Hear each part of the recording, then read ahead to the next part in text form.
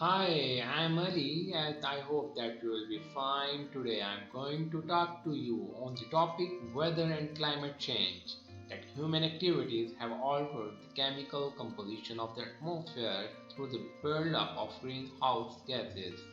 Primarily, carbon dioxide, methane, and nitrous oxide. The heat trapping property of these gases is undisputed, although uncertainties exist about exactly the how Earth's climate respond to them. That this visualization shows sea surface temperature data from January 2016 through March 2020. Ocean temperatures are displayed between 0 degrees Celsius and 32 degrees Celsius.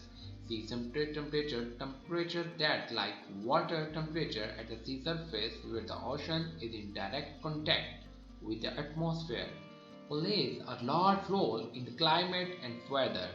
For example, every 3 to 7 years, a swath of the Pacific Ocean along the equator warms by 2 to 3 degrees Celsius or about 3.6 to 5.4 degrees Fahrenheit.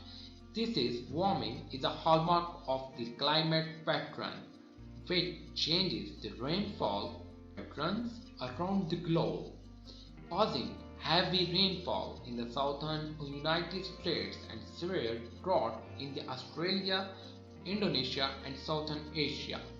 On the smaller scale, ocean temperatures influence the development of the tropical cyclones, which draws energy from warm ocean waters to form and intensify. Like you can see, the temperature is increasing year by year. Like from the temperature I have told you about, that approximately from the if we take example like here, that 3.6 to 5.4 degrees Fahrenheit, that along the equator warms, that is too much. This warming along the hallmark of the climate pattern. Yes, the extreme heat is of great concern, particularly in the Midwest.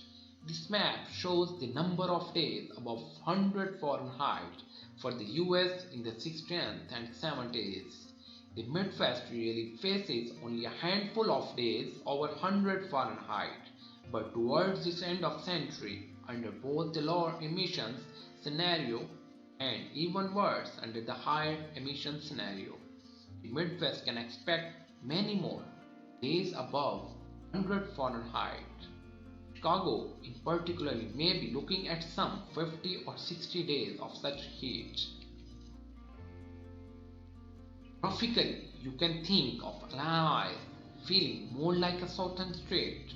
Model projection of summer average temperature and precipitation changes in that country for mid-century and end of century 2080 to 2099 indicate that summer in these states are expected to feel progressively more like summers currently experienced in states and much farther south. By the mid to the late part of this century, the climate will be similar to that of Houston. At this point, it appears that the warming itself is real. The surface temperature indeed becomes high in the last few decades. Like when Chicago periodically experienced heat events typical of the loss, people tend to die. This chart shows how many people could die in Chicago as a result of increased heat stress without further adaptation. Extreme heat. Climate change is a public health issue if the scenario no runs research that show warmer surface conditions than the control, then it is plausible to suspect that the increasing carbon dioxide concentration in the atmosphere may cause warming.